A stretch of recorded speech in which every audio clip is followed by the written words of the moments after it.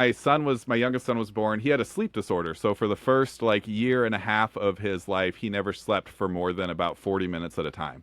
And Jeez. then he'd wake up and cry for like 20 minutes or half an hour, and then he'd go back to sleep for 40 minutes, and he just would repeat that. That was 12 hours a night every night. And so as you can imagine, both me and my wife were extremely sleep deprived for a very long period of time. I mean, it was like, it was normal to only get like 3 hours of sleep in a night or something, and usually broken up with going to take care of the kid. So well worth it. My kid's amazing. I would do it a million times over. He's the best thing ever, and so I'm very happy. Like it was. I don't have any issues about it, but it was very hard. And I remember for the first time in my training career, I had a hard time holding on to stuff. Like Mhm. the lat pull down, I'd lose the grip on the lat pull down or the row machine and deadlift, and I was always like had kind of a freakish grip, like it was a fun game to play to see like what stupid things you could get me to do. And so for the first time in my life, I couldn't hold on to anything, and it was really, really like horrific for me. Like on a personal level, I was having a hard time eating that.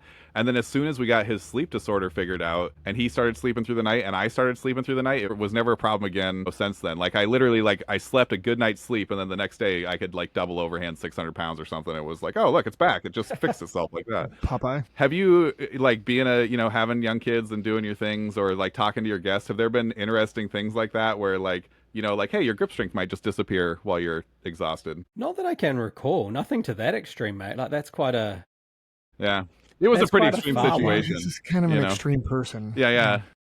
Yeah, and it was a pretty upsetting, period of time, like in terms of physically, like it was just difficult to be alive. Yeah, if I got a full night's sleep and all of a sudden could double overhand deadlift 600, Yeah, like yeah, yeah. I would be like, holy shit, something. Yeah, I think we just should just happened. leave the story there, mate. Like that's gonna be a little bit hard to beat. Like to be fair, and coming to like one of the sort of key lessons, I guess, from that has kind of been thinking about life as like seasons in terms of what you can and Hmm. can't do during each of those times. That's probably been the biggest thing that I've identified is everyone who's been consistent through that time, it's looked different depending on what stage of parenthood they were at. Like you talking about that sleep deprived piece and me thinking back to myself and then other guests who have had that really initial phase of being a dad where there's, that first period of time, I can't claim that it was as bad as yours, but for me, like it did things to me, man. I became like not a very happy man for a lot of that, just because when I don't have sleep, I don't function very well. Like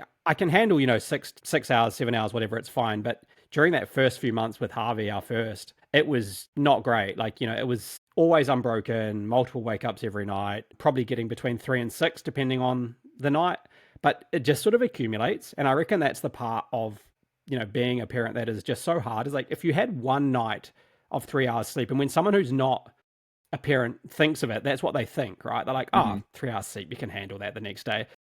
But yeah, but then you get back to your 7 or 8 hours of sleep and you get to start Yeah. to feel human again, right? Like you go into this deep, dark, sleep deprived hole for such a long period of time that like you're not operating as you normally would. And so you have to make some changes to what you do. And I think we did a relatively good job early on of kind of separating and taking turns, and that, you might take the first part of the night and then the other one takes the second half of the night, so that you both at least get a little bit of sleep. So some of those things were really helpful.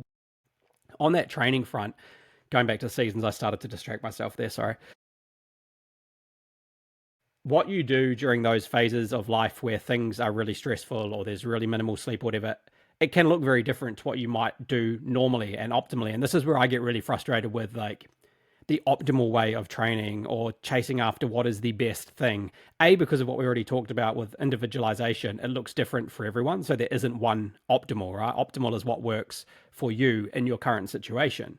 And so with the fatherhood piece early on, your training will look very different and probably should look very different.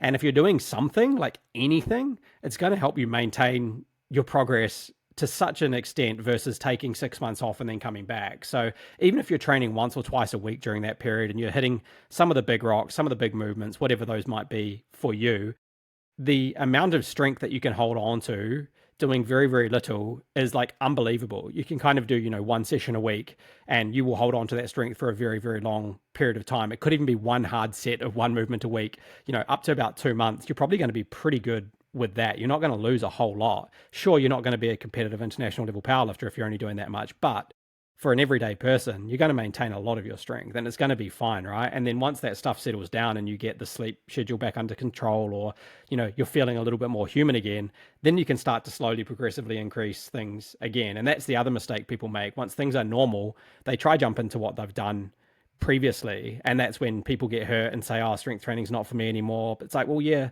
you tried to jump in after having 6 months of sleep deprivation and not training.